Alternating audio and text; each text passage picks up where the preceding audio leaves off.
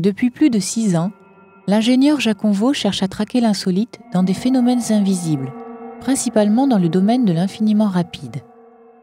Il utilise pour ce faire un appareil photographique avec un flash Lumix extrêmement rapide, dont l'éclair ne dure que 3 millionièmes de seconde. Bien que les prises de vue soient très complexes, ses travaux portent avant tout sur des phénomènes issus du quotidien, comme une canette qui se brise au sol ou encore une goutte tombant dans la cafetière. Mais il réalise aussi des photos plus expérimentales, telles que celle-ci, où l'on peut voir une balle supersonique devancer l'onde sonore.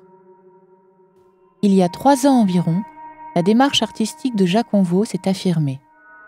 Il développe une approche transdisciplinaire pour contribuer à la philosophie humaniste. Il construit ainsi des analogies entre des phénomènes humains et des phénomènes de sciences physiques. Cette nouvelle étape de création a donc abouti à des photométaphores, souvent accompagnées de poèmes. Voici quelques exemples. La puberté, l'altruisme, ou encore l'ouverture d'esprit. C'est justement en cherchant un moyen nouveau d'illustrer l'activité humaine que Jacques Onveau a eu cette idée, la synthèse différentielle. Il photographie un même lieu 2 fois. Voici la première photo de cette série, débutée en avril 2010. Il prend un premier cliché et 1 seconde après, son appareil en prend un deuxième automatiquement. Les immeubles et l'avenue des Champs-Élysées ne bougent pas. Par contre, les piétons et les voitures se déplacent. Il va utiliser ici les mathématiques pour concrétiser sa vision.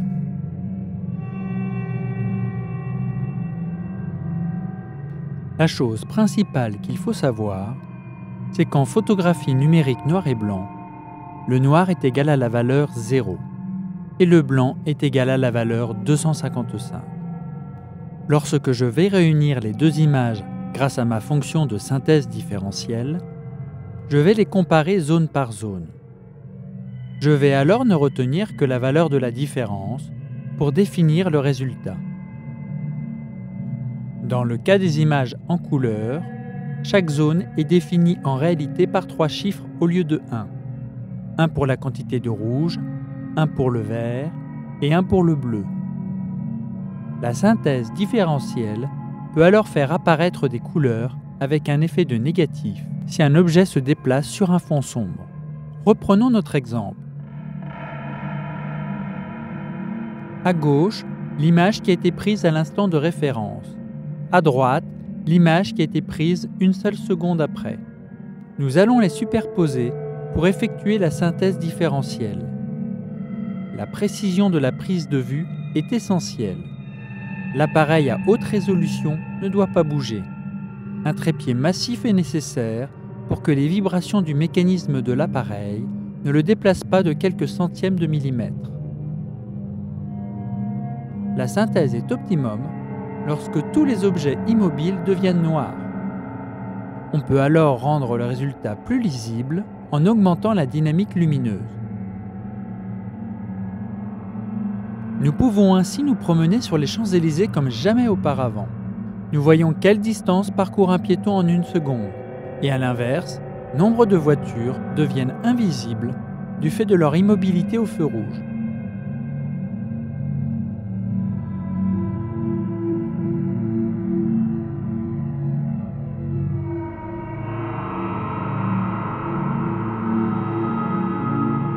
On s'aperçoit aussi qu'en cet instant, les feuilles des arbres ne prennent pas toutes le vent de la même manière.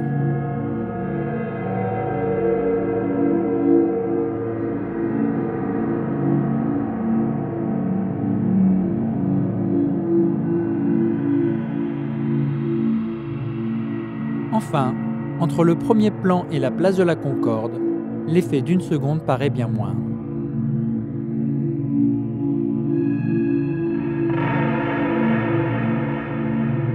La ligne de métro numéro 5 de Paris traverse la Seine par le viaduc d'Austerlitz. Les 2 photos prises depuis le pont Charles de Gaulle semblent indiquer que le pont s'affaisse au passage de la rame. Comment être sûr que l'appareil n'a pas bougé entre les 2 photos ? Il suffit d'observer l'arrière-plan visible entre les 2 wagons. Les immeubles à l'horizon sont bien sombres, prouvant l'immobilité de l'appareil.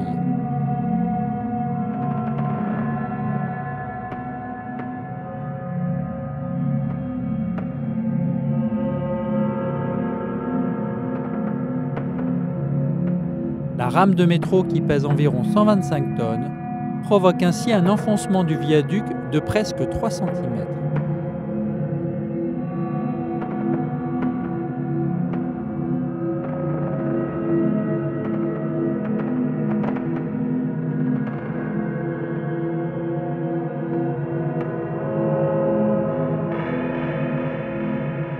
Le temps entre les deux photos ne doit pas forcément être court. Ici, l'influence du soleil sur les ombres est mise en avant.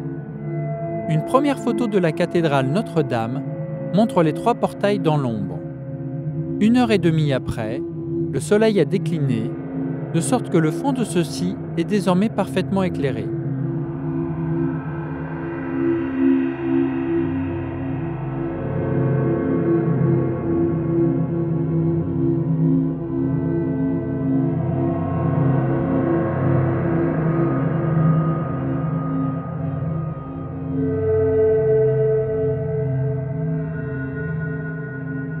La lumière du soleil étant devenue en cette fin de journée plus orangée, ce qui était constamment éclairé n'est pas noir mais bleu par le fait de la synthèse différentielle.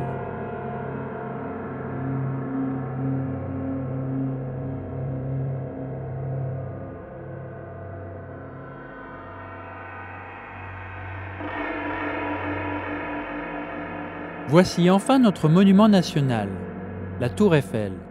La vue de gauche est prise avec les premiers rayons du soleil, à 7 h du matin. Celle de droite est prise à 14 h sous un soleil éclatant. Ce jour-là, la différence de température était de l'ordre de 20 degrés. La tour d'acier mesurant 325 mètres, elle se dilate et grandit donc de 8 cm. D'autres phénomènes optiques complexes, liés notamment à la variation de température de l'air, contribuent à décaler l'image de droite vers le haut.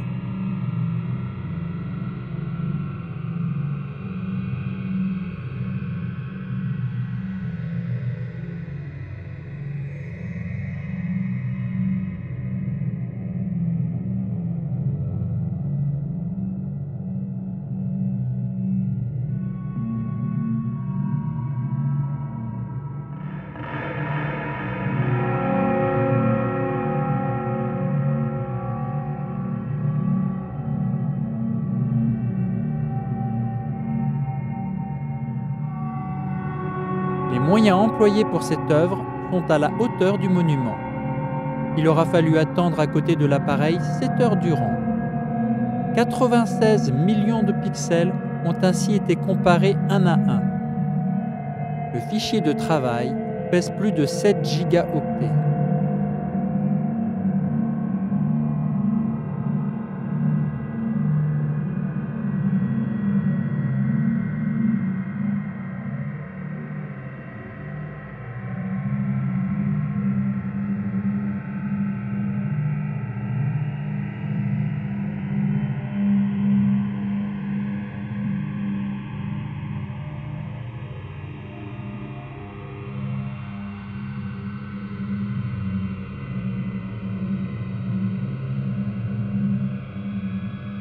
Au final, les couleurs vives ne résultent d'aucune colorisation manuelle et le décalage entre les deux tours d'aucun trucage. Voilà terminée cette revue de mon procédé de synthèse différentielle.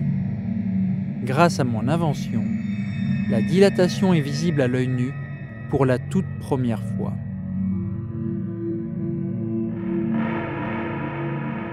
Jacques Conveau est un artiste français se basant sur une approche transdisciplinaire, art, sciences et humanisme. Il a tenu des conférences sur ce thème au CNRS, en IUFM et en université. Il a exposé en 2009 à la Maison européenne de la photographie, pendant plus de 3 mois en 2010 au Palais de la Découverte et exposera de mi-2011 à 2012 dans les Alliances franco-chinoises.